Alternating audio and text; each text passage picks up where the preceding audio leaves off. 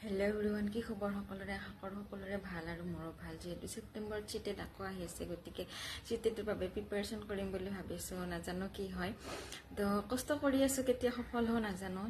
যিহেতু 4,500 যিটো LP post ওলাইছিলে তাতো এপ্লাই কৰিলোঁ, কিন্তু ইমানেই বেড লাক, মানে 0.04ৰ বাবে মই চিলেক্ট কৰা ডিষ্ট্ৰিক্টখনত মই চিলেক্ট নহ'লোঁ।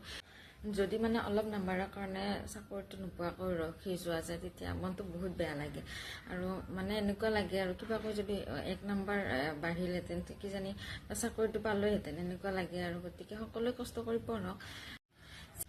যিহেতু আহিব বুলি কৈ আছে, গতিকে ভাবিছোঁ এইবাৰ ছেপ্টেম্বৰত আকৌ সকলোৱে চাগে নাম্বাৰ ইনক্ৰিজ কৰিবৰ কাৰণে সকলোৱে এক্সাম দিব, সকলোৱে কষ্ট কৰিব। গতিকে ময়ো দিওঁ।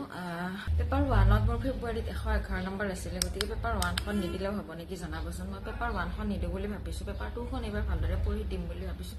কি হয় নাজানো, বাট চেষ্টা কৰিম। যোৱা 3-4 দিন আগৰ পৰা মানে মই ভাবি আছোঁ পঢ়া আৰম্ভ কৰিম, কিন্তু মানে পঢ়া নাই। কিবা সদায় এনেকুৱা লাগে, আমাৰ সকলোৰে হয় এনেকুৱা যে কাইলৈৰ পৰা পঢ়িম, আজি নপঢ়োঁ, কাইলৈৰ পৰা পঢ়িম। মোৰ প্ৰায় এনেকুৱা হয়, আপোনালোকৰো হয়নে?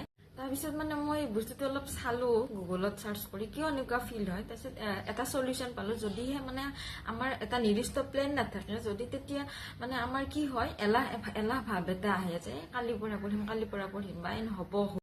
সেইবাবে ষ্টাডি প্লেন কৰাটো বহুত দৰকাৰ। মানে প্লেন নাথাকিলে, লক্ষ্য নাথাকিলে কি হয়, মানে কি পঢ়িম, কিমান দিনত কি পঢ়িম, এইবিলাক চব খেলি মেলি হৈ যায়। এটা নিৰ্দিষ্ট লক্ষ্য কৰি ল'লে মানে সেই বস্তুটো এটা ডিচিপ্লিন মেইনটেইন কৰিব পাৰি। যদি ষ্টাডি প্লেন বনোৱা থাকে, তেতিয়াহ'লে পিছদিনাৰ কামখিনি আগতেই ঠিক কৰি থোৱা থাকে, আৰু সেইমতে মানে সেই পিছদিনাৰ যিটো আমাৰ টাৰ্গেট লোৱা হয়, সেই টাৰ্গেটটো আমি ফিল কৰিবলৈ চেষ্টা কৰোঁ। তেতিয়া কি হয়, প্ৰতিদিনৰ কামখিনি মানে প্ৰতিদিনে আমি কৰিবলৈ চেষ্টা কৰোঁ। আৰু তেনেকৈয়ে চাবা, কেইদিনমান যেতিয়া আমি এনেকৈ আৰম্ভ কৰিম, লাহে লাহে মানে সেই ডিচিপ্লিনটো আহিব, আৰু আমি মানে যিমানখিনি টাৰ্গেট কৰোঁ সেই টাৰ্গেটখিনি ফিল কৰিবলৈ পাৰিম।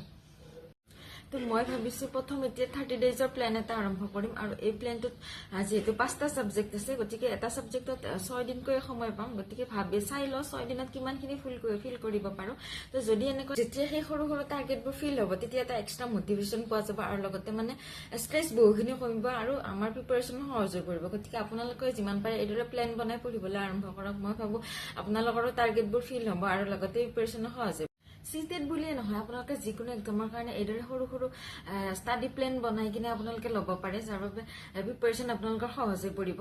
আৰু চাই লওঁ, আজিৰে পৰা মোৰ চিটেটৰ 30 ডেইজৰ মিছন আৰম্ভ হ'ল। তো নাজানো কিমান টাৰ্গেট কমপ্লিট কৰিব পাৰোঁ। গতিকে সকলোলৈকে বেষ্ট উইচেছ থাকিল। সকলোৱে ভালদৰে প্ৰিপাৰেশ্যন কৰক, আগবাঢ়ি যাওক আৰু ভাল স্ক'ৰ পাওক।